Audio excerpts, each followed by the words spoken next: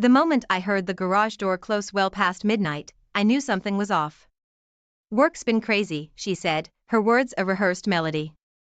I wanted to believe her, to trust that the mounting hours at the office were just the ebb and flow of project demands. But the seed of doubt, once planted, is a relentless sprout. Dinner was cold, again, I mentioned, keeping my tone neutral, masking the cocktail of frustration and concern brewing inside. "Sorry, this new project with Tom is consuming all my time," she sighed, collapsing into the chair opposite me, avoiding eye contact. Tom, her new project partner, was becoming a frequent character in our nightly exchanges, his presence in our conversations overshadowing his physical absence. In an attempt to bridge the widening gap between us, I proposed, "How about we take a weekend trip? Just us, no work, no Tom." The idea hung in the air, a frail attempt at rekindling what was being smothered by unspoken tensions. "I can't," she replied too quickly, "the project deadline is looming." "Maybe after." The pattern of late nights became punctuated by her phone lighting up with messages that elicited secretive smiles. Just Tom being silly about the project, she'd laugh off my raised eyebrows. But the unease settled in like an unwelcome guest. Then came the day I found the receipt, a romantic dinner for two, not on any of our recent date nights. My heart sank. It was a project celebration, she explained, her words smooth, practiced. But the celebration didn't include me, and her assurances did little to mend the cracks forming in my trust.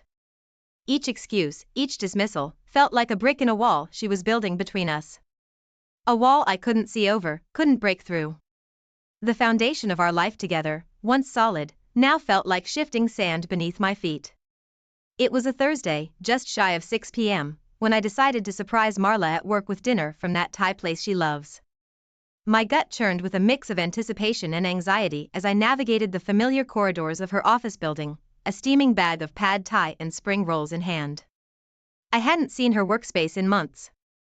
Marla's project with the new guy, Jeff, had her burning the midnight oil more often than not. I missed her, missed us.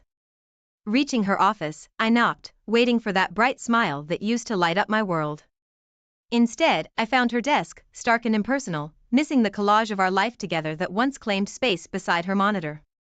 The framed photo from our last vacation, the silly caricature from the state fair, even the little succulent I'd given her for Valentine's Day, all gone. My heart sank. Had I missed a memo on office decor, or was this a message meant only for me? Before I could process further, Marla looked up, her expression a mix of surprise and, was that annoyance? "What are you doing here?" she asked, not unkindly, but with a distance that felt like miles. "I thought we could have dinner together, you know, like old times," I managed, feeling suddenly foolish with my bag of takeout. She glanced at her watch, then back at me, her eyes softening slightly. "I can't, babe, deadline's breathing down my neck. Jeff and I have to work this weekend to catch up." Her words, meant to explain, felt more like a chasm widening between us. I tried not to let my disappointment show. "We haven't really talked in weeks, Marla. Feels like I'm sleeping next to a stranger. Are we okay?" She sighed, a tired, drawn-out breath that seemed to carry more weight than the air it displaced. "I'm just stressed, that's all. We're fine. I'm fine. This project is just a lot." I nodded, though her words did little to ease the growing pit in my stomach. The ride home was a blur of streetlights and unanswered questions, the Thai food growing cold beside me. The days that followed were a testament to our crumbling reality. Our anniversary came and went without a whisper from Marla. When I brought it up, she blinked in genuine surprise before mumbling something about losing track of days because of work exhaustion. But the real gut punch came when I stumbled upon her phone, lighting up with a smirk. Marla laughed it off when I confronted her, insisting it was an inside joke about a client. I wanted to believe her, really, I did. But the laughter in her voice didn't reach her eyes, and those eyes, once so warm and open, were now shuttered and cool. Our conversations dwindled to nothing more than necessary exchanges, the warmth we once shared reduced to cold, functional sentences. Each word felt like a brick, building a wall between us that I couldn't scale, no matter how hard I tried. I missed my wife, the woman I married, but she was slipping through my fingers, and I was powerless to stop it. The night was cooler than usual, a relief from the sweltering summer days we'd been having. But the chill in the air was nothing compared to the ice forming in my gut as I watched her laugh, her head thrown back in a way that used to be reserved for me. There she was, my wife, with him. They were just entering the lobby of a hotel that screamed guilty pleasures and secret rendezvous. The kind of place we used to sneak off to when life seemed like an adventure waiting to be had, not the silent battleground it had become. I waited until the following morning, the images from last night burning behind my eyes, refusing to be blinked away. The confrontation was inevitable, like a storm that had been brewing on the horizon for months. I saw you last night, I began, the words tasting like ash in my mouth. Her reaction was immediate and defensive. Saw me where? What? Do you have me followed now? The accusation stung, more so because of the disbelief that clouded her features. At the hotel, with him, I pushed on, needing her to understand the depth of betrayal. Her laugh was sharp, cutting. You're being ridiculous, why would you even think? She didn't finish, but the implication hung heavily between us. The days that followed were a blur of denial and confrontation. I found a pregnancy test hidden beneath the bathroom trash, an ominous sign of secrets kept and lies told. It's not what you think, she insisted, a rehearsed line that did nothing to soothe the growing chasm between us. It's for a friend, she claimed, but the trust that should have made me believe her was already shattered, ground into dust by doubt and suspicion. Our home, once filled with laughter and warmth, had become a battleground for silent wars and whispered betrayals. The affection she once had for me had cooled into something unrecognizable, leaving behind a shell of the love we used to share. Arguments became our new normal, erupting over trivial things that neither of us would remember the next day. Then, one evening, I overheard her. I miss you, she whispered into the phone, her voice a tender caress meant for someone else. My heart fractured a little more with each word, the undeniable evidence of her affection for him laying waste to any denial she had left. His name became a constant in our conversations, her praise for him a knife twisting with every mention. He's just been so helpful with the project, she'd say, a smile in her voice that hadn't been there when speaking to me in months. An anonymous tip came through, a cowardly text suggesting what I already knew but refused to face. Your wife's affair isn't just rumors, it read, a faceless accuser in a sea of denials. I wanted to dismiss it, to believe in the woman I married, but the foundation of our marriage had crumbled beyond recognition. Then, out of the blue, she suggested we take a break. Maybe some time apart would do us good, she said, her eyes avoiding mine. The suggestion hung between us, a final admission of the distance that had grown too vast to bridge. Each day, the woman I shared my life with became more of a stranger, her heart and affections promised to another. The realization was a slow poison, eroding the remnants of trust and love I clung to. In the end, it wasn't just about discovering the affair. It was about witnessing the slow, painful death of a marriage I thought was built to last. The moment I hung up the phone with my buddy, a sense of foreboding settled in, heavy like a blanket of fog. He had said, "Man, just keep your eyes open. You need more than a gut feeling before you confront her." Easy for him to say. Not living in a house where every laugh from her phone felt like a punch to the gut. It didn't take long for things to escalate. She started coming home late, her explanations vague and her patience thin whenever I asked where she'd been. Just out with friends, she'd say, her voice laced with annoyance as if my concern was the real inconvenience. Then I stumbled upon it, a hidden social media account, a secret window into a life I was no longer a part of. There she was, in photo after photo, cozying up to him, her coworker, with captions that didn't leave much to the imagination. My heart didn't just sink, it plummeted. Confrontation was inevitable. What is this? I demanded, holding up my phone to her face, her secret life displayed in bright pixels. But she was unyielding, anger flaring in her eyes. You're paranoid, she shot back, turning the blame around on me as if I was the one tearing us apart. It wasn't long before I found more, hotel bookings and plane tickets for two. When confronted, she spun a tale of surprises and future plans, but refused to let me see any more details. You just have to trust me, she insisted, a plea that felt more like a slap, considering the circumstances. Trust, however, was a ship that had already sailed and sunk. Driven by a desperation I couldn't name, I did something I never thought I'd do. I took one of her prenatal visit documents and sent it off for a paternity test. The results came back like a verdict in a trial I didn't remember signing up for: non-paternity. The child she was carrying wasn't mine. Each discovery, each lie, was a thread unraveling the life we had built together. Yet, with every thread pulled, I felt not just the unraveling of our marriage but the disintegration of the man I thought I was: trustful, loving, but now, just a spectator in the demolition of his own happiness. The numbers didn't add up. Staring at the joint account statement, my stomach churned. Her spending had spiraled out of control, and when I'd ask, her explanations were as thin as the paper in my hands. Just some things for the house, she'd say, avoiding eye contact, her voice a little too casual. I started to feel the distance not just in our home, but among our friends too. It was subtle at first: a cancelled dinner here, an unreturned call there. Then, the avoidance became unmistakable. Our once close-knit group seemed to dissolve overnight, leaving me stranded on an island of whispers and sideways glances. "Everything okay with you guys?" they'd ask, their eyes darting away too quickly. Something was amiss, and it was clear they knew more than they let on. The betrayal hit a new low the day she slipped up, calling me by his name. "Can you pass the salt, David?" There was no David in our lives, except for him, her coworker.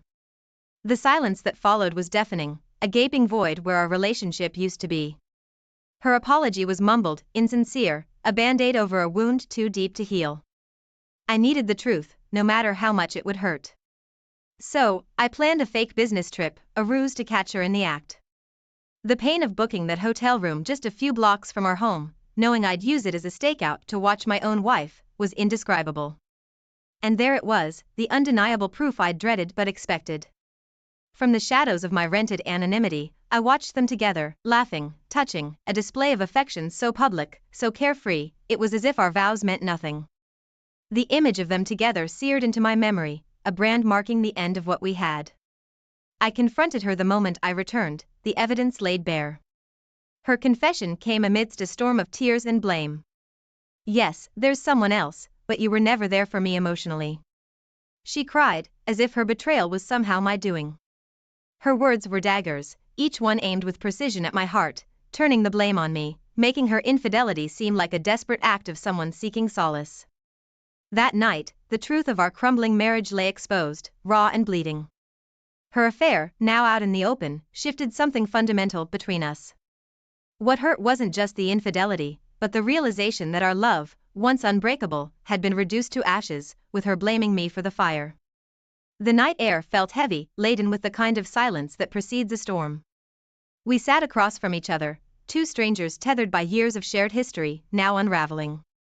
Her next words shattered the silence like glass. "I'm pregnant," she said, her voice a whisper of the woman I used to know. The weight of her admission sank deep, anchoring itself to my very soul. "It was a mistake," she added, her eyes pleading for understanding I wasn't sure I had left to give.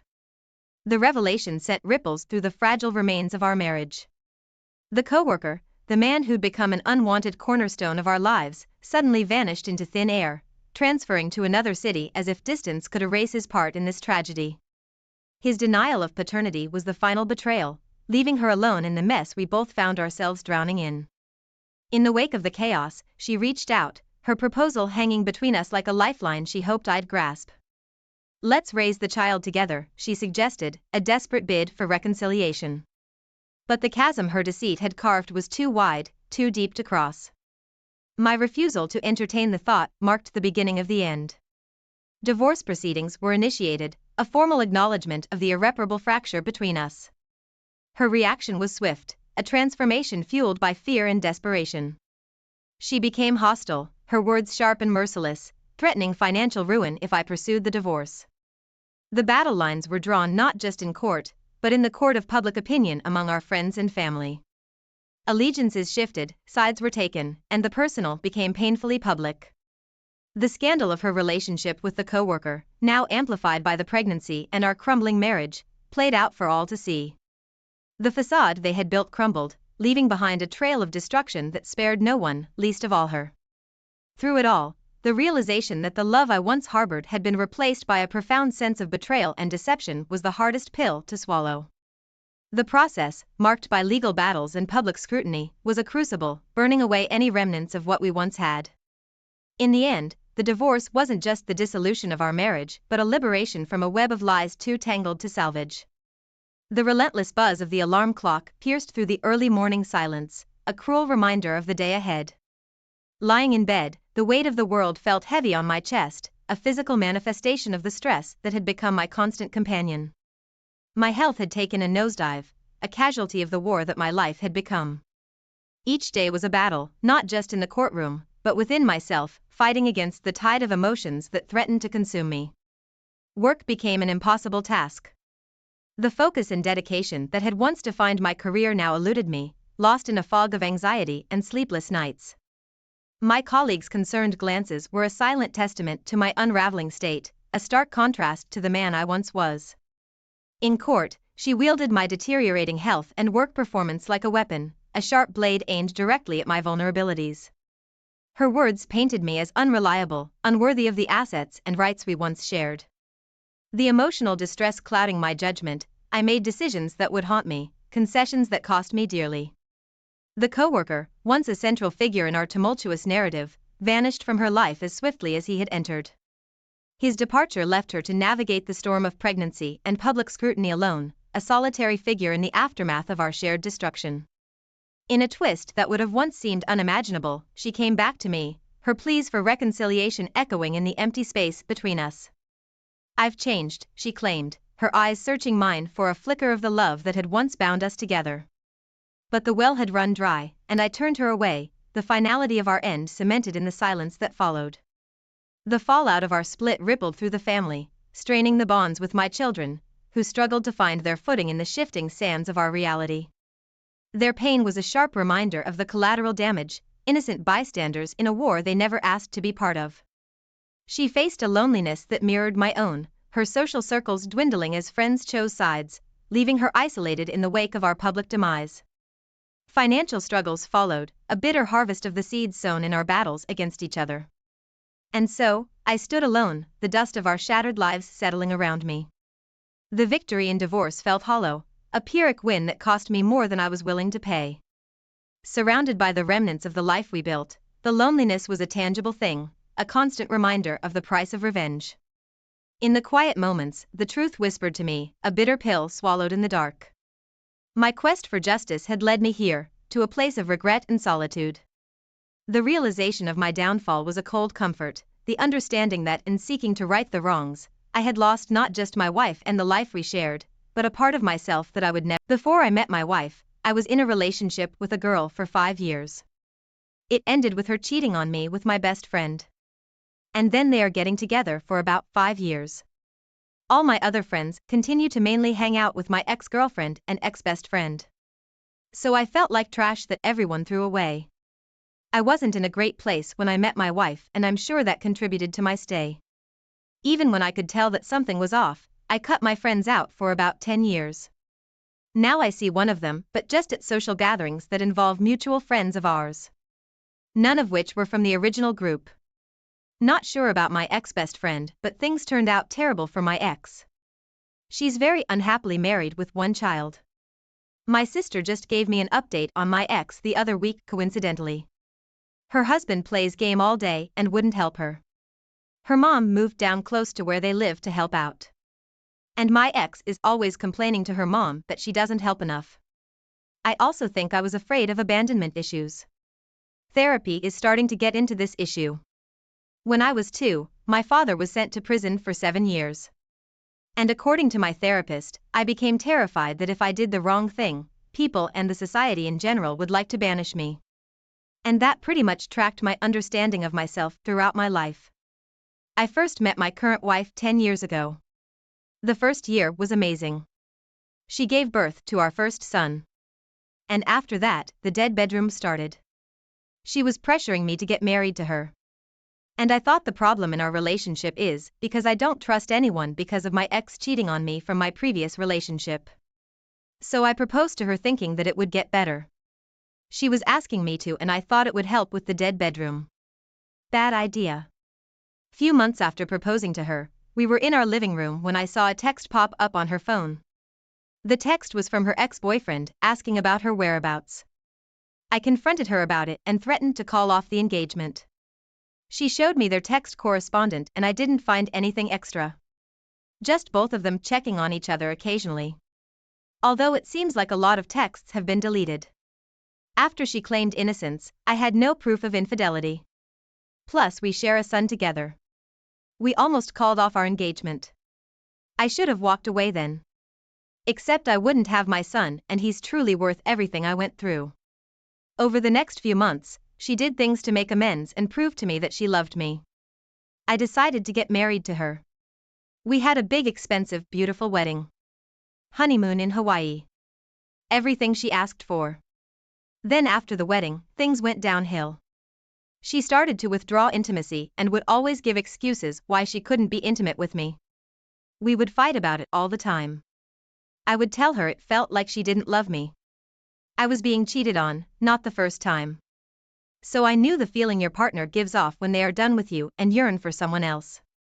She would tell me I was too needy and say why was she with me if she didn't love me. I would tell her empty loveless marriages are common and I didn't want to be in one. But in the end, I would stay. Repeat this for the next few years. We eventually bought a house. I was reluctant, but she was pushing it. I would tell her how the way everything was going made me reluctant to take the next step. Buy a house. Have more kids. She would just insert the thing she was pursuing into her argument. If I don't love you, then why do I want to get a house with you? Trying to get pregnant by you. I never really had an answer except that she was unhappy with herself and afraid to be alone. Our bedroom life had grounded to a halt and we would go weeks without having excess. Then one day, out of the blue, she initiated excess. Something she normally wouldn't do. She was trying to get me to choke her. First time she has ever done this. I thought it was something new. Maybe she was trying to spice up our relationship. So I went along with it. We went from plain vanilla excess to her wanting it rough. Our bedroom life picked back up like before we had our son. Then all of a sudden, it dropped off and she started making excuses again. I thought something was wrong. I noticed that she was texting a lot and was guarding her phone. When she sleeps, her phone will be under her pillow. Realizing that she was hiding something from me, I snatched her phone out of her hand when she was texting and ran over to my friend's house next door. And she ran after me screaming for me to give her phone back to her. I shut the door in my friend's house and videoed all her text messages with my phone. I am glad I have the video, but I regret reading a lot of it. Turns out that she was having a full-blown affair with someone she knew in high school and recently went out of state for a few months. Which was why she started initiating excess with me. I returned with my friend as a witness and told her to leave our house and she did without incident. The text I read was so graphic that they run across my eyelids all night now when I try to sleep. She was so enthusiastic. I am okay with it being over.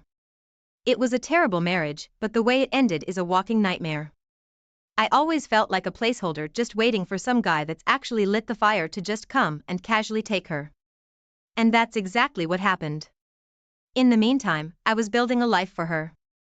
But she just used what I built like a lather for herself. Super cold. But looking back, all the signs were there. I will be able to apply this lesson to my next relationship, which is good. But I will never marry again. Don't want any more children than what I currently have. So she definitely took all that away from me forever. When I think of my son and how terrible it all was, I feel strong. But when I'm alone, especially at night, my mind keeps imagining the two of them together. As much as I try to push it out, I can't seem to. During the week when she tried to get me to choke her in bed, then finding evidence of a full-blown affair on her phone, December 1st, that whole choking thing was more like beginning of September. And yes, it was a huge red flag that I missed. 5 months later, so I know that he dominates her. And that really gives my imagination ammunition to use on myself. I have to preface this with, I would never hurt myself. But at night, I want to die. I know in the end, all three of us would be better off from the divorce. But it's really hard right now. It all happened at the beginning of December. I immediately told her to leave when I found everything. Update.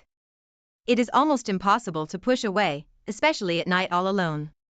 The first time so far that those thoughts entered my mind and I was truly able to say and feel like who gives AF in a healthy way, was the day I posted my story in the dead bedroom sub. That was definitely the motivation behind me stumbling into this sub and posting. I have been struggling again over the past few days. A lot of it has to do with the settlement. I am working on getting her to sign it and agree. So I am placating to her. This includes FaceTime calls that are supposed to be about the parents, not with her having access to him, where we basically act like family again. I have put in boundaries for the FaceTime calls now. My sister administered the phone when my son is with me. But the ones that are the other way around still end up like I described. It takes a lot out of me to put up with that act and then feel zero self-respect when it is done. She could take me to the cleaners if she wants, but has told me she had no intention of it and will sign off on all the marital assets that are mine. I feel stuck until she sings. I have hired a lawyer and we have started the process of drawing up the settlement. Update: yeah, I will be shooting for no contact with my ex. She is continuing to F with me and can't be trusted to even be appropriate and respectful during the FaceTime calls we are making once a night so we can each have contact with him every night. The other night she called and when I saw the screen, she was all done with makeup and I heard a deep voice at her new apartment. I agreed, not bad-mouthing her. Just going for no contact. Paternity test, check. STD test, check. My lawyer has drawn the settlement. My ex is reviewing it now. She said she would be finished reviewing by Monday, but surprise, she's dragging it out. We are still amicable on the surface, but we specialize in that all through our relationship. As soon as she signs it, I will explain to her I want zero contact outside our co-parenting app one will use to communicate schedule and any other info that should be known. Sickness, medical anything, bathroom frequency, last time he had Miralax or any meds we need both to be aware of, etc. I started therapy and joined a gym. The gym is going great. Therapy is off a bumpy start. The first therapist I went to, I didn't like. The second is way too expensive, but I did like. The second also has appointments like once a month, so I am going to keep going but also look for another soon. My relationship with my son has transformed in a very positive way. I know later on I will have to return to being more of an authoritarian, but right now he's 3 and he and I are best buddies. I put so much more effort in everything. Feeling pretty hopeful. Definitely having a very dark moment every single day still. My ex got drunk one night and tried texting me. I didn't even acknowledge the text. I have my sister helping me to handle all communication with my ex for now. So her desperate text just sat at the bottom of our text log, front and center, for a couple of weeks. I did text her myself regarding the separation agreement. So now it's no longer just sitting there. It was a picture of her crying and she texted me the word baby after it. It effed me a little, but now it feels good that I know she had at least an effing moment of regret because she had never expressed any regret or apologized to me. I showed my friends her text and it confused a lot of them. Sitting in bed one night, I had a revelation about the picture she sent. That was not the first picture she took of herself crying that night. She's obsessed with pictures on Instagram and on Facebook and how everything looks instead of the actual substance of anything. The reason I put crying in quotes and it was so confusing to everyone is that probably the first picture she took was her actually crying. I am sure she decided that one was not okay to send. So she probably sent like the 20th attempt. Which at that point she's just posing sad but trying to look alluring. She's a sick person just broken inside. Things are looking pretty good right now, but that could change if she tries to change too much in the separation agreement. Fingers crossed. It's hard to believe I live in a place where she can go and pull this SHT like having an affair and yet she's the one that gets to decide how she can take me to the cleaners. I highly doubt I will ever allow myself to get married unless I relocate to Saudi Arabia. Their punishment for adultery is pretty severe. Winking face. I already threw her out as soon as I found everything. She agreed to leave and walk away from all the marital assets. We are sharing 50-50 custody and I have hired a lawyer who's working on drawing up the settlement. I'm about to call the lawyer to check in now. Here we get the settlement signed. I intend to make sure her entire family knows what she had done. Update. We just finished signing the last of the divorce paperwork. I kept all the assets that were mine, bought her out of the house, and we are sharing 50-50 custody of my son. I am far more engaged with my son every moment I am with him and with almost every aspect of my life in general. Been keeping my promise to myself to hit the gym. I have abs again. Visible abs. And after 2 therapists that didn't fit, I found one that is helping me navigate the mess that is life. My sister and mom moved in to help me keep my house for my son. That presents some challenges, honestly. But with the help from therapy, navigating those challenges is not as bad at all. They both love me and my son. So I just need to work on the way I approach any problems we have as a household. And problems become way more feasible and not so extreme. My business is really starting to thrive this year. So possibly in a few years, they can figure out more permanent living arrangements. I am currently sleeping on a Mophie bed in my living room. I give them the 2 of the 3 bedrooms and my son has the 3rd. It's been super helpful and supportive to have my family with me through the hardest thing I have ever went through. I am eternally grateful to them. I dated a girl for a few weeks, but after it became obvious, she was going to keep pushing for monogamous relationship. When I feel like me being ready for that is years away. I broke it off with her. She was really sweet about it, which made me feel even worse at first. But it was important for me to look out for myself and my son and not just bend over someone else's needs. It was a good first step for me to grow and eventually finding another relationship, almost like a behavioral exercise. I am scared to trust anyone, but she was sweet. And after I started to get anxious about the way things were going, I spent about another week talking to her and then broke it off based on what I thought was best for me. So it feels like progress. Here is the text message I received from her. I know I kept my text very short with no emotion last night, thinking that was good enough for my half, but it isn't. I wish I could say I was surprised, but unfortunately I am not.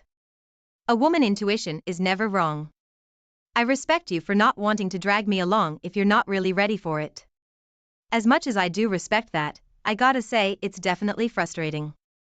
I think after this separation and divorce process, you didn't expect to hit it off with someone so soon. That text you sent I know has nothing to do with me. That's you battling with your own things and I get it. But you found someone good that I don't think you were expecting so soon. Someone to support and make you feel good about yourself again. I don't think you're scared to get hurt and scared to trust again. I think we both feel pretty similar about each other. And that scares you, so you're cutting it off. By all means, you do not have to respond if you don't want to, but I just had to express that. I'm here and you don't need to run. Figure your things out, and if you want to try again and start afresh with me, that offer is always on the table for you. You were a gentleman till the very end, and I will never forget that. You still are an amazing man, and I hope you have a great rest of your day. That was the text she sent me the day after I told her I didn't think we should see each other anymore. She's nice, but just wanted immediate attachment. I explicitly told her I didn't want that at this point in my life, but it seemed like she saw that as a challenge or obstacle to overcome rather than a genuine constraint. Now that my ex signed off on everything I needed her to, I no longer feel the need to bend to any of her wishes either, and have felt very comfortable putting my foot down when it comes to requests she has about our son or otherwise. I feel great for the most part, most happier, and keep getting compliments about how I look, more fit and just happy in general. Please don't forget to like and subscribe. Please hit the thumbs up so YouTube can promote my videos. Thank you and have a... My father warned me before my wedding that he believed my fiancé would cheat on me if presented with an opportunity. I hated that he told me this. I never had a good relationship with my father, and I believed he was jealous that my fiancé was prettier than my mom and really in love with me. I didn't plan on having a close relationship with him during my married life. My mom was different, I could tell her anything, and she was really supportive. I almost felt bad she was still married to my asshole of a father. I went through with the marriage because my woman never gave me something to worry about. We were married for 7 years, living an hour and a half away from my parents, that entire time before more than one marriage came to an abrupt end. My wife had a job 30 minutes away in the direction of my parents' house. She started to become condescending and rude to me in February of that year. Eventually, I felt like the less I said, the better, so we just started watching movies or shows together when she was home from work. I worked from home writing and recording music. There.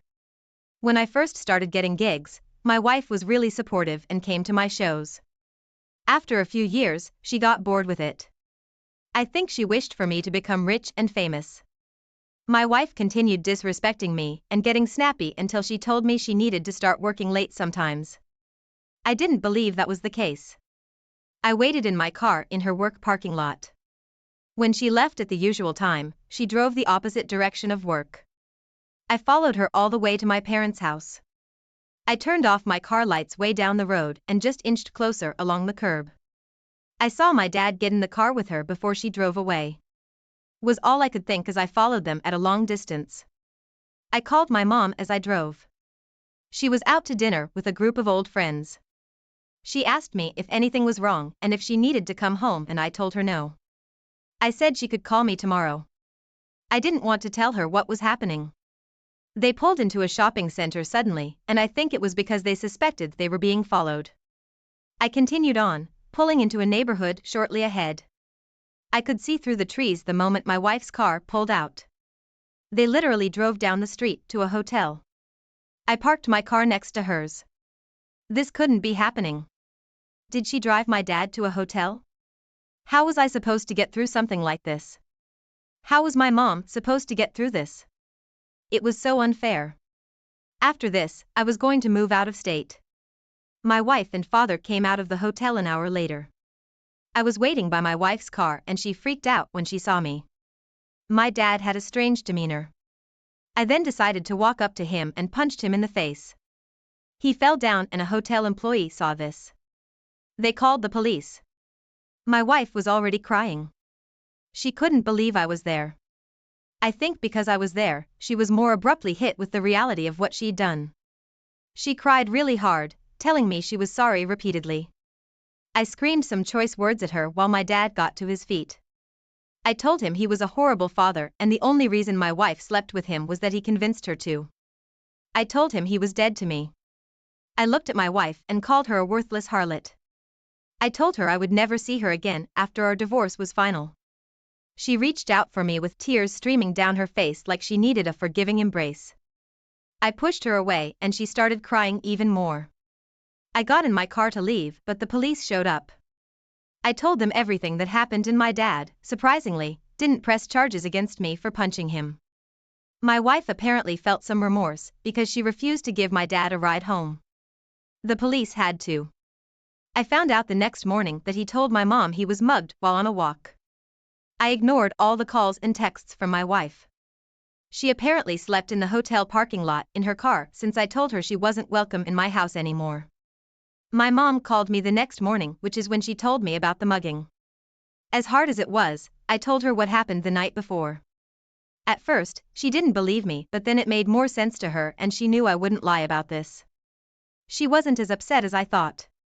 She was more apologetic to me because it was my wife. She said she hadn't been very happy in the relationship for a while now, and this was a good time to end it. I was relieved we could support each other through the divorce process. My mom moved in with me, and my wife moved in with my dad. She only stayed there for 1 week though. My dad said she wasn't worth keeping around.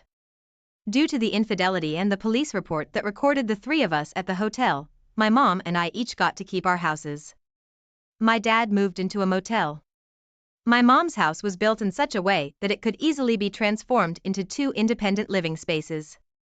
I used the money from selling my house to remodel my mom's house so I could live with her.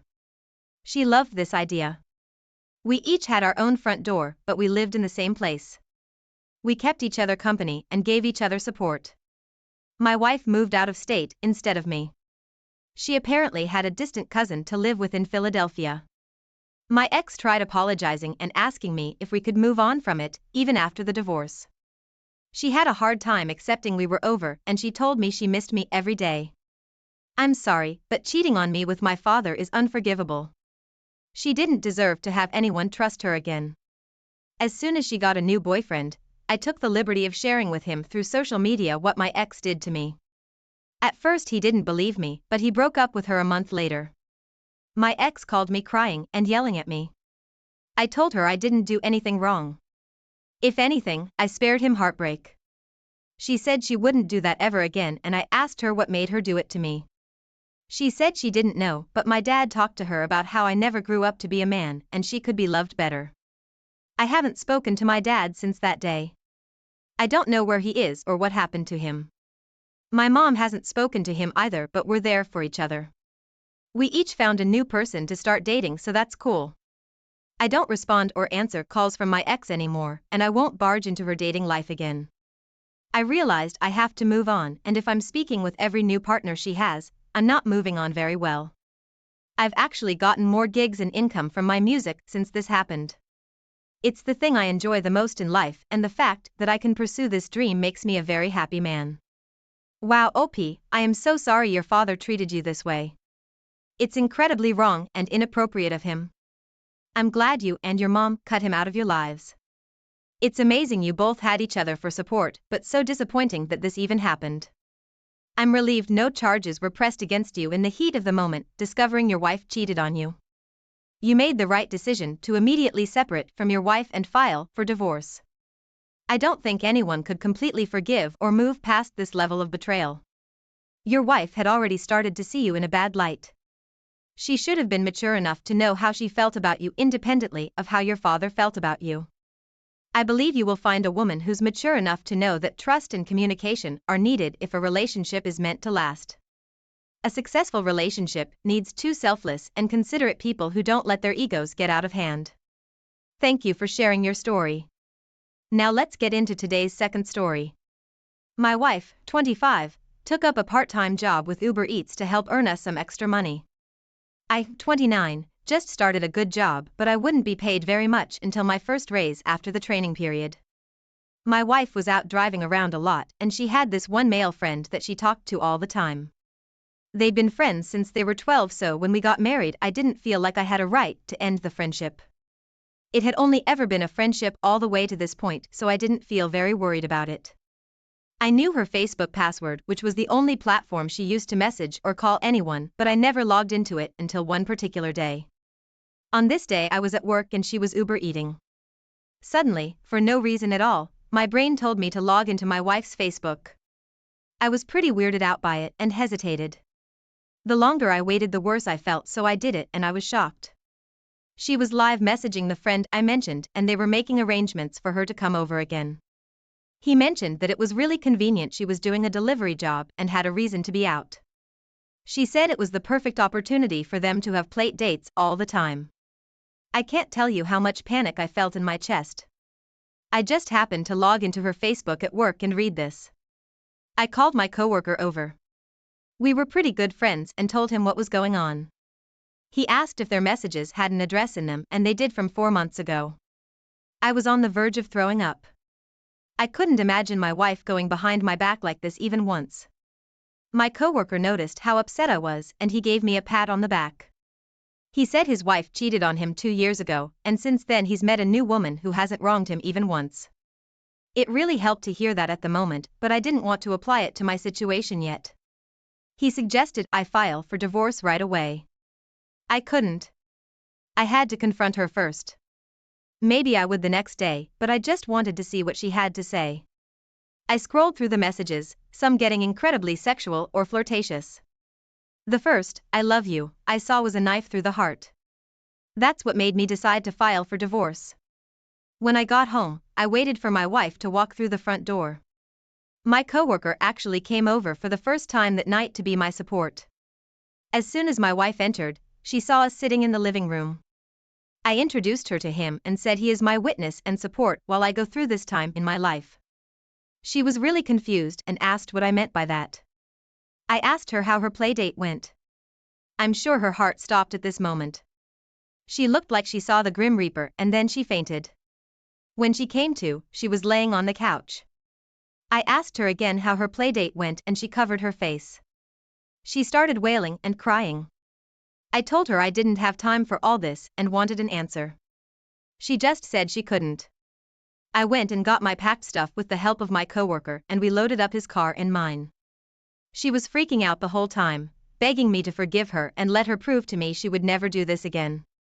I told her I married her with the promise of her being faithful. Now that I knew she wasn't, why would I stick around? My coworker nodded in agreement as he helped me. I followed him to his house and stayed there while I looked for a new place to live. Unfortunately, my wife's mom owned the apartment we lived in and she didn't like me very much. Speaking of my MIL, my wife begged me not to tell her what she'd done because then she certainly wouldn't be allowed to live there anymore. I told her I wouldn't, but she still found out.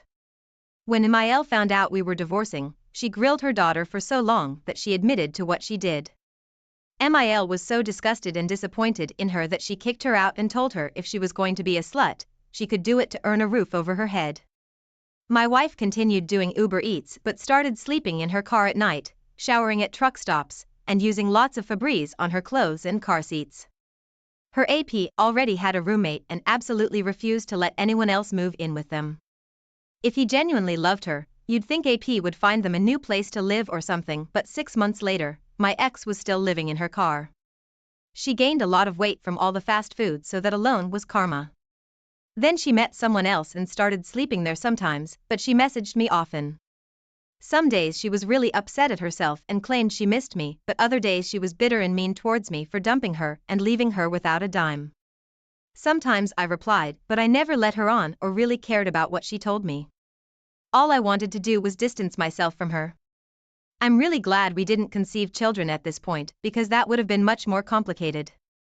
Gotta look at the bright side and focus on how happy you can be to have another chance at selecting a better mate. I found a house for sale through my coworker and I have him over for dinner and vice versa all the time. We became best friends in this process. Wow, Opie, I'm glad you had a coworker there with you who'd been through something similar and had good advice. I'm also glad your MIL backed up the fact your ex messed up by kicking her out. Your ex was not considering anyone but herself when she decided to start an affair with her friend. There are too many people in the world to break your spouse's heart just so you can offer yourself to someone else. They don't have to be with anyone who's in a relationship. Anyone can find someone new if they look in the right place. If anything was wrong in the relationship, it's the unhappy person's responsibility to communicate what the problem is. If they aren't sure what the problem is, they should start by telling their spouse that there is an unknown problem and describe how they feel at certain times. It can be something two people work together to diagnose and solve, but only if both are willing and mature enough to do it. Thank you for sharing your story. Thank you all for taking the time to listen to today's stories. If you enjoyed listening, please feel free to like and subscribe if you haven't already. This story is called PI Exposes Cheating Wife. I am a 50-year-old businessman that owns and operates a retail business in my hometown. Except for the 4 years in the U.S. Marines, I have never left this area. My last year in the Marine Corps, I met and married Paula. After my discharge, Paula moved with me back to my hometown. I then started working for the man that taught me this business, and about 15 years later, sold it to me. The first few years, Paula was also working at a local bank as a bank teller. Even though I had 2 large loans, both of us did okay. We were paying for our home, and I alone was paying off the loan I used to buy the business. During the years, Paula and I were married. She gave us 2 beautiful children. I really came to love Paula. She was a fantastic cook, and even though she worked 40 hours a week, always kept the house clean, and my dinner was always on the table. After my daughter was about 10 years old, Paula started having some medical issues, and had to have a hysterectomy. For some reason, this caused Paula to go into a deep depression. As I look back at that time, I can see Paula was never the same after that. Paula also started to get angry a lot. She would jump on my son and daughter for nothing. I was at work when my son, then 13, called me. He stopped by a friend's house for about 30 minutes one day, and his sister got worried about him. So, she called her mother, then Paula jumped on my son later, after she got home from the bank. I am an avid outdoorsman. I love to hunt and fish. I also love to flip tin, looking for small things like lizards and snakes. One day, I got a bit careless, and a large copperhead was about a foot from where my hand was, and he bit me on my finger. I was close to my car, and the man that was with me drove me to the hospital. It was determined that I received either a dry bite, or a very small dose of venom was injected. I was given some medication and told to watch my finger for swelling. This happened on a Sunday afternoon. I was not able to locate Paula. When I told her what happened later, she exploded. I was just numb and decided to drive about 15 miles to the interstate, where some nice hotels were, and checked in. The next day, I checked out and went directly to work. When I got there, my son called and said Paula had left just after I did and had not come back home. He and my daughter were still at home. Because it was a Monday, my kids did not have the money to pay for their meal cards at school. I went directly home, got both my kids, and took care of the money. By this time, I was no longer numb, I was pissed. I drove to the bank and discovered Paula was not at work. I had to go back to my business, because it was Monday, and there were some things that had to be done my 2 employees could not do. So, I went on about my day, and after a while, pushed Paula out of my mind. I closed my business and headed home. I did not see Paula's car in the driveway, but the kids were at home. Then finally at about 8 p.m., Paula drove up. She spoke to the kids and headed toward our home office, and I just slammed the door in her face. To her credit, Paula knew I was not in a good state of mind. I had already fed the kids and myself, so Paula made a sandwich and went to our bedroom. I slept in the guest bedroom, and that next morning, I noticed Paula was giving me wide space. Never once did she say I am sorry. My kids to this day tell me she did not apologize to them either. Then one day, about a week later, Paula suggested we separate and wanted me to move out. I told her I was not moving out, and that if anyone moved, it would be her. That was the day I drove into Richmond, Virginia, and found the family law attorney. She listened to my story and gave me some advice. First was to record everything while you are alone with her. Then speak to the kids and make sure they are not being traumatized. She also told me that she had a high suspicion Paula was cheating on me. Then she said she had a private investigator who was a retired federal agent and was very good at his job. She told me what her firm's billing rates were, and I was okay with it. Then she told me the private investigator will call me at my workplace, and he is going to need some information about my wife. I met with him and had the information the attorney said he would need.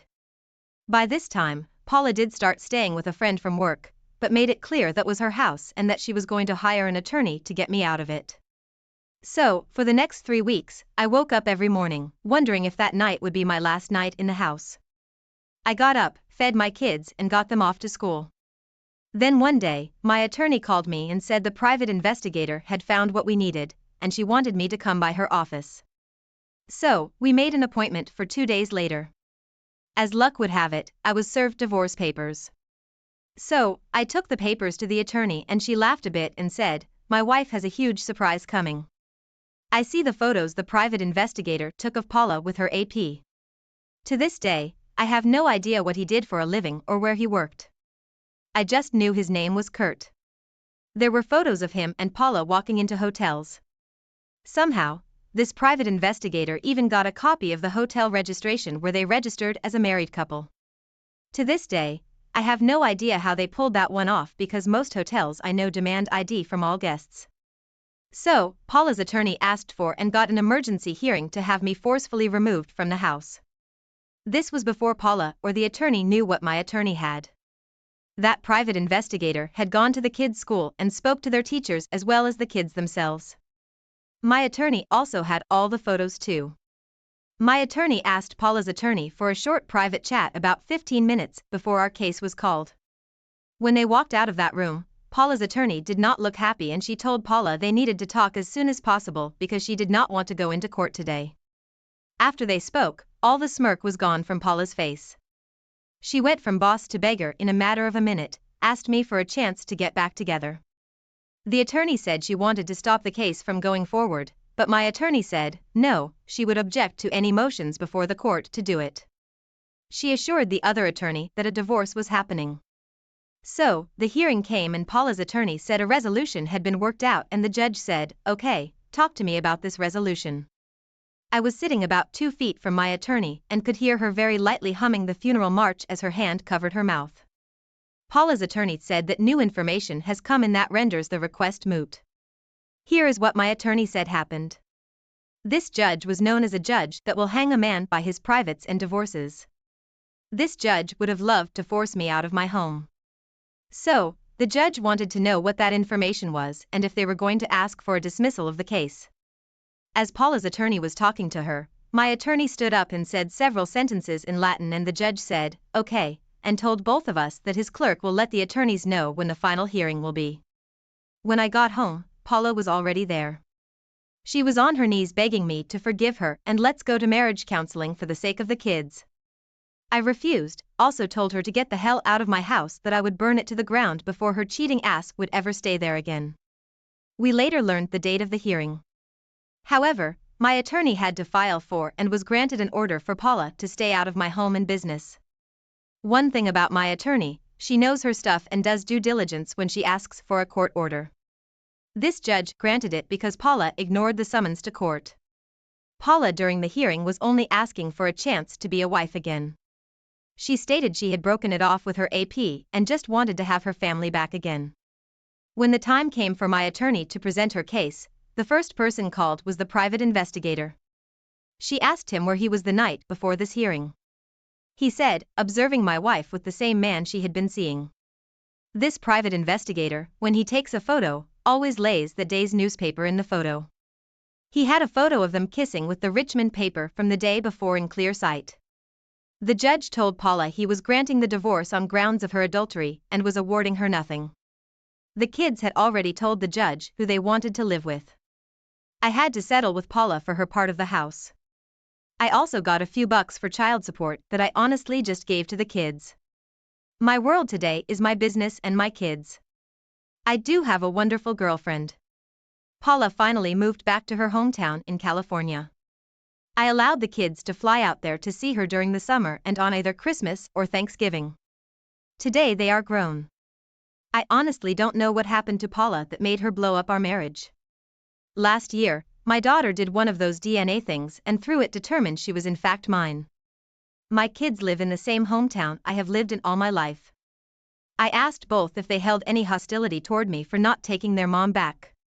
My son said he did at first, but now knows I did what was best for all three of us. My wife, 30, comes from a humble background. Her father is an alcoholic, so her mother worked hard all her life to make ends meet. I, 30, am from a more privileged background. All in family are PhDs. We were different, but when we met in 19, I was in love. She was my first serious relationship. For the first 6 years, we had a long-distance relationship as I was studying abroad. I moved back and we moved in together. 4 years later, we tied the knot. After about 1 year of marriage, I found out she had been having an affair with her boss at a major marketing firm with a senior partner. I also found out that before the marriage, she had a one-night stand with someone and she also met him for some dates. She also maybe got pregnant and asked this one-night stand for some cash. She says she had an affair with her boss because she enjoyed the perks and was getting on the fast track for promotion. He gave her expensive gifts, attention, and time. This started around our wedding, where the pressure of our wedding costs was weighing on her as I was basically taking care of it all. She says she tried to end things, but he threatened to fire her and also beat her. Then said he would commit suicide. The physical violence was frequent with her boss. Her boss came to our home often and comes to many of our social engagements. She always told me that her boss doesn't have friends and she was just getting some brownie points. I bought this. I am such a fool. I even suggested to her to go with her boss to a business meeting outside the city because he is a terrible driver and could do with some company. What's crazy about this is that I am actually way richer than her boss. I have given her every single ounce of freedom. She can take money. No questions asked. She is not enjoying work. She can work at our business. Although I always encouraged her to be independent. I had actually helped her get this job. I paid for her college and basically all her expenses since the start. Best part, I encouraged her to go and talk to management as it would help her. She went and said hi to this guy because of that.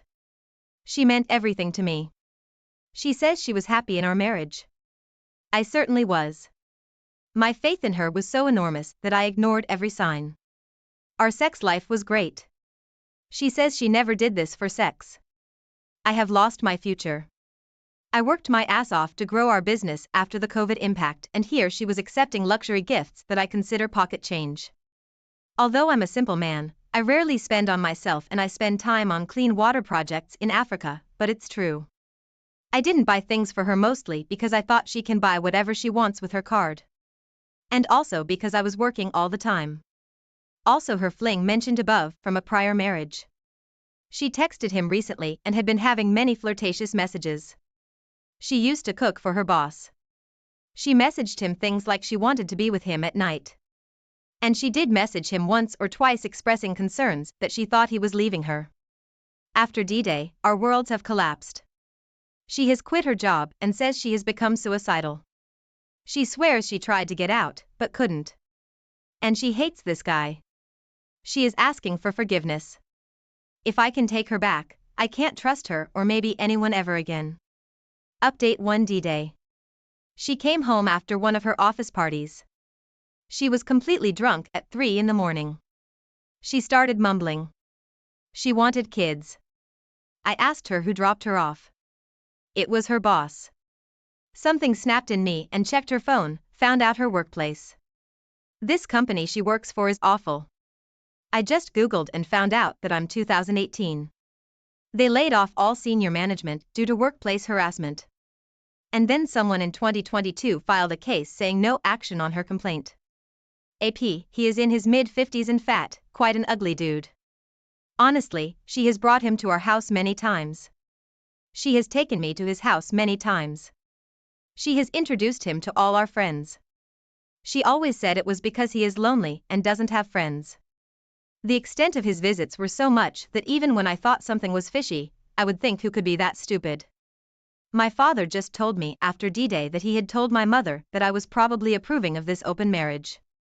He just couldn't believe it that I didn't suspect anything. Her response after D-Day: accepted divorce, accepted to file lawsuit for workplace harassment. Quit her job, though she needs money and is suicidal to a point that her family doesn't even let her use the bathroom with the door closed. She is remorseful and her family is too. She apologizes to me on an hourly basis, asks for forgiveness and a chance to prove she can change. She is asking me what she can do to make up for this. However, due to the magnitude of her betrayal, I am not considering any form of reconciliation, but it's hard on me to stay firm. Clues: during the 1-year-long affair, I have to admit she has asked for psychiatric help and has told me she has severe depression. I never understood the gravity of this and procrastinated on it. She has Googled on topics of how to end things. She has asked me multiple times to help her find a job. Again, I never understood the severity, so she definitely was going through something, but at the same time, she has sent texts to him like she is missing him. It's not that she had an escape in her AP. She was having a full-blown toxic relationship parallel to ours. Parallel lives. If you read her messages to him and then to me, you will see night and day with him. It's like a stupid teenager fighting and passionate and crazy with me. It's like calm, happy, and a loving wife. I am telling you, we had a happy marriage. This is what makes this so devastating. At one point, she is messaging him frantically to come pick her up. And she is messaging me at the same time, reminding me of some chores and that we have still not formally applied for a marriage license. In my opinion, and I am not a therapist, he just needs to cut his losses. If this man doesn't have any children with this woman, he needs to get out and fast. What additional signs do you need that this woman is a complete disaster? She had a one-night stand and continued to go out with her one-night stand and possibly gotten pregnant. And now she is messing around with her boss. Man, come on. Women like this are a complete waste of time and your— The moment I clicked play on the CCTV footage, my life flipped from mundane to a full-blown crisis. I installed those cameras because of the break-ins down the street, never imagining they'd unveil a break-in of a different kind, a betrayal. Julia had been working late a lot, or so she said. Community events, extra shifts at the library, her reasons were endless. I believed her. Why wouldn't I? But then, her phone started acting like a top-secret document, always on silent, always just out of reach. That nagging doubt started to eat at me, whispering louder each day, something's off. That evening, the alert pinged on my phone. Motion detected in your living room. Expecting to see a stray cat we'd been feeding, what I saw instead gutted me. There was Julia, my Julia, laughing and leaning into a kiss with someone who definitely wasn't me. His name, I'd later learn, was Thomas. The scene, seared into my memory, replayed on multiple nights' footage. I felt like I was suffocating, my heart squeezed by a vice of betrayal. But I needed undeniable proof, something concrete. Digging through her purse felt like the ultimate betrayal on my part, yet the receipts for dinners, the little gifts, the hotel bookings screamed the truth I couldn't deny any longer. The confrontation was inevitable. "Julia, we need to talk," I said, my voice a mix of rage and heartbreak as I confronted her with the evidence. The woman I loved, the woman I trusted, crumbled before me, tears streaming down her face. "I'm so sorry, Mike. It was a mistake, it meant nothing, I swear." Her pleas for forgiveness, her admissions of a mistake, they clashed with the cold, hard evidence of her betrayal. My world, once secure and predictable, had shattered into a million pieces, each reflecting the lie my life had become. The lock clicked into place with a finality that echoed the shattering of my trust. I'd just kicked Julia out, the woman I pledged my life to, because she decided ours wasn't enough. Standing in the doorway, watching her plead through tears, I felt a mix of anger and heartbreak. "Please, Mike, we can fix this," she sobbed, but her betrayal was a chasm too wide to bridge. "There's nothing left to fix, Julia," I said, closing the door on us, on everything we'd built. Driven by a fury I couldn't quench. I did something I never thought I'd do. I sent the CCTV footage to Thomas's wife. If my world was going to fall apart, I wasn't going down alone. The fallout was immediate and explosive. Thomas confronted me the next day, his face a mask of rage. "You've ruined my life," he bellowed, shoving me hard against my car in the company parking lot. My coworkers' eyes were on us, a mixture of shock and curiosity painting their faces. It didn't take long for fists to fly, for the accumulated pain and betrayal to manifest into physical blows. We were a tangle of rage and desperation, fighting for all we'd lost, until the wail of police sirens broke through the haze. Handcuffed and humiliated, we were carted off for public disturbance, a new low in my rapidly unraveling life. The news spread like wildfire, a juicy scandal for our small community to feast on. "Did you hear about Mike and Julia?" became the whisper on everyone's lips, a stain on our reputations we'd never wash off. Julia, caught in the crossfire of our private war, lost her job at the library. The place she loved, her refuge from the chaos of our failing marriage, gone because of the scandal. Sitting in that cold, sterile police station, it hit me, my quest for revenge hadn't just hurt Julia and Thomas, it had obliterated the remnants of the life I once knew. The cost of my anger was higher than I'd ever imagined, leaving me to wonder if any of it was worth it. The world seemed to shrink around me, my life condensing into a single, burning focus. Revenge. It consumed me, gnawing at the edges of my sanity, pushing away the friends who tried to pull me back from the brink.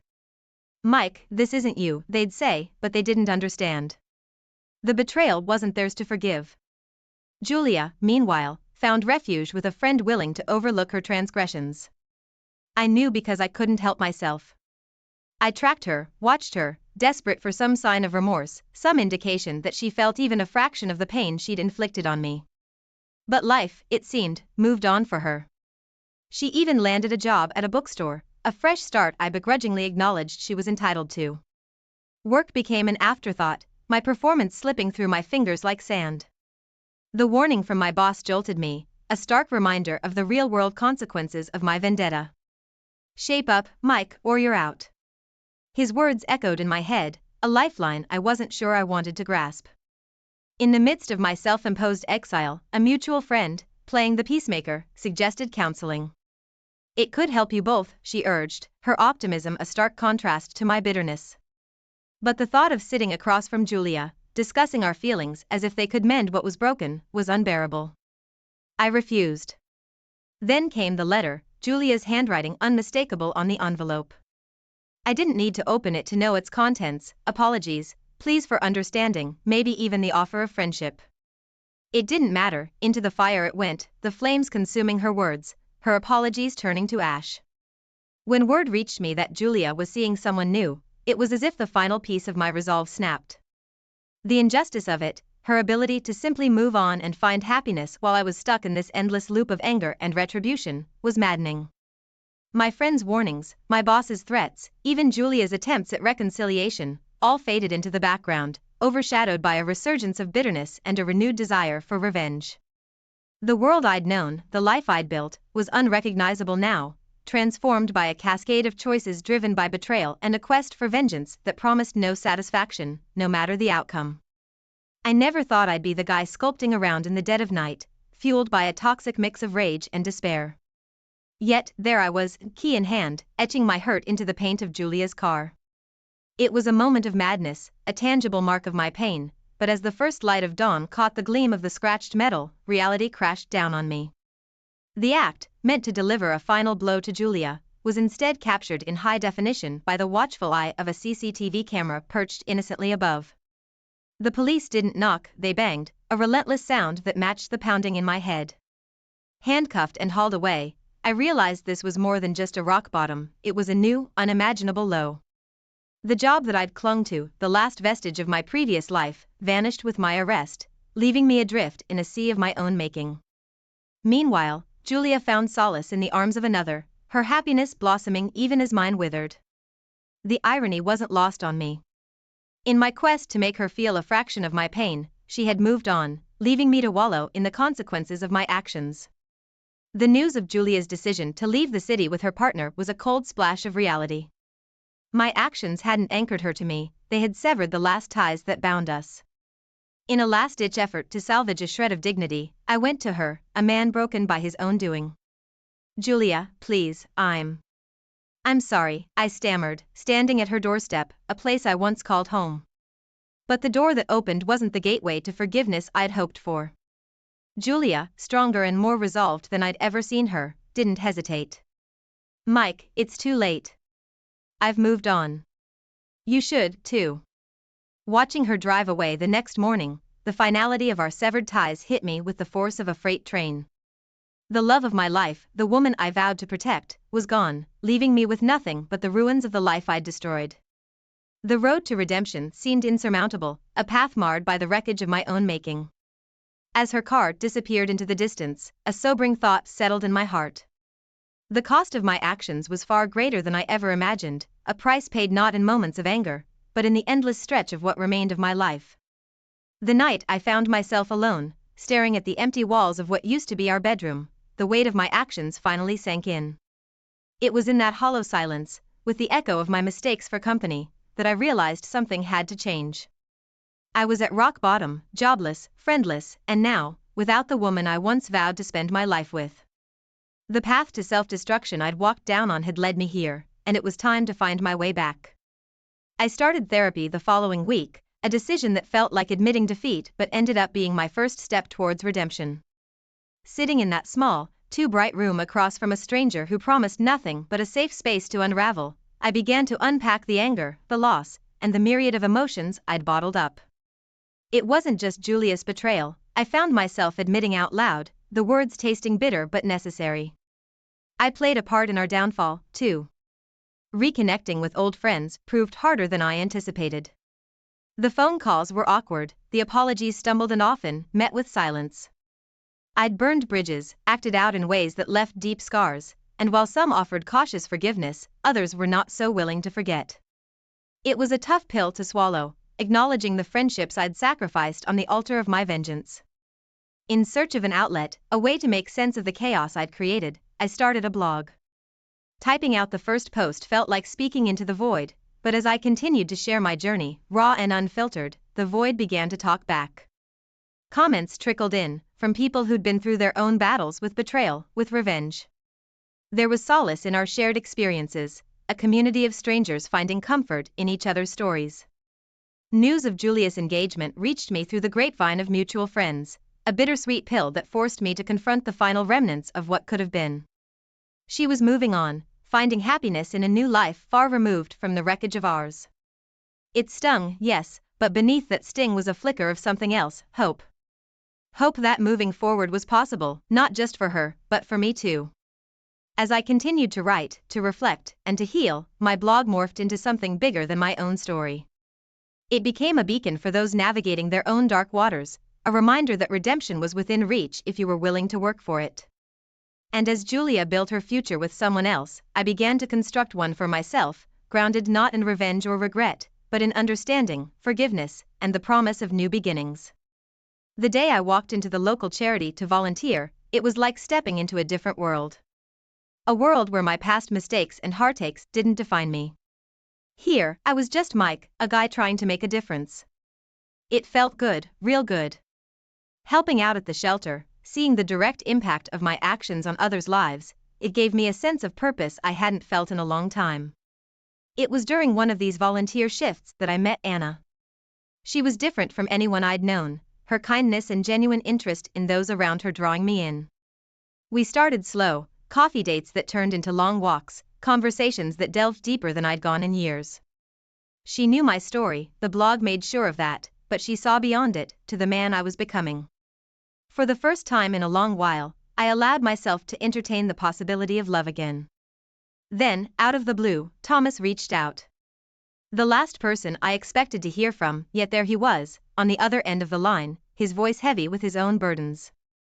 "Mike, I need advice," he said, a vulnerability in his tone I'd never heard before. We met up, two men linked by a shared history of mistakes and consequences. Our conversation was long and raw, filled with admissions of fault and the desire to change.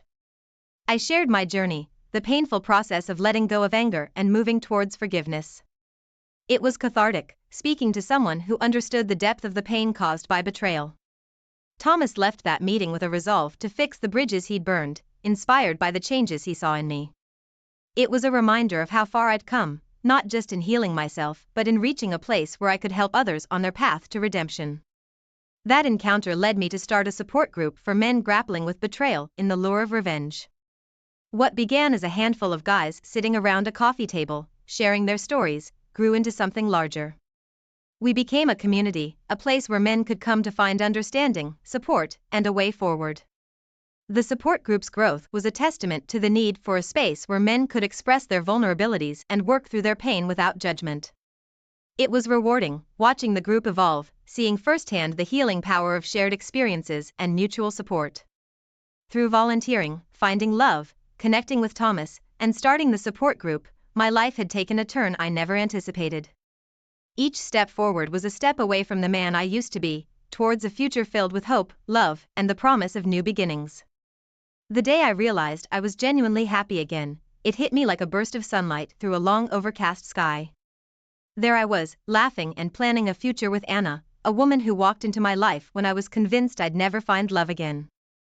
Our relationship wasn't just about the romance, it was built on a foundation of trust, open communication, and a deep understanding of the value of second chances.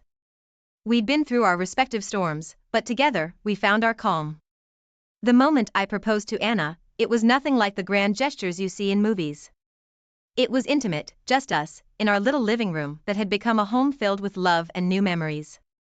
The simplicity of it all underscored the profoundness of our journey. "Will you marry me?" I asked, my voice steady but my heart racing. Her yes was a whisper, but it echoed like a shout of joy in my heart.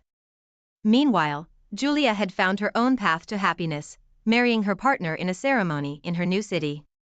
The news reached me not as a sting, but as a soft closure to a chapter-long close. She deserved happiness, just as I had found mine. Reflecting on the past, I realized the journey from the depths of despair to where I stood now was not just about moving on, it was about transforming my pain into something positive. My blog, once a personal outlet for my anguish and regret, had morphed into a lifeline for others grappling with their darkness. Compiling those entries into a book felt like the next step, a way to reach out and offer hope on a larger scale. The book's success took me by surprise. It became a bestseller, resonating with people far beyond my initial circle. Speaking engagements and workshops followed, allowing me to advocate for mental health and the healing power of forgiveness. My story, once a source of personal shame, had become a beacon of hope for others. Then came the day Anna and I welcomed our child into the world, a tangible symbol of new beginnings and the love that had grown between us. Holding our baby for the first time, I felt the last remnants of my old self slip away, replaced by a man who had learned, grown, and was ready to embrace this new chapter. In the quiet hours of the night, with my family asleep, I penned a letter to Julia. Not to send, but to articulate the final piece of forgiveness and let go of any lingering resentment. It was my way of acknowledging our shared past, thanking her for the lessons learned, and officially closing that door to open another fully to my future. As I sealed the letter, placing it in a drawer, a sense of peace enveloped me. I was ready to move forward, not just for myself, but for Anna, our child, and the many lives I hoped to touch with my story. My journey from despair to redemption was complete, but the path to helping others had just begun. With hope, gratitude, and a heart open to all the possibilities the future held, I stepped into the dawn of a new day, ready to write the next chapter.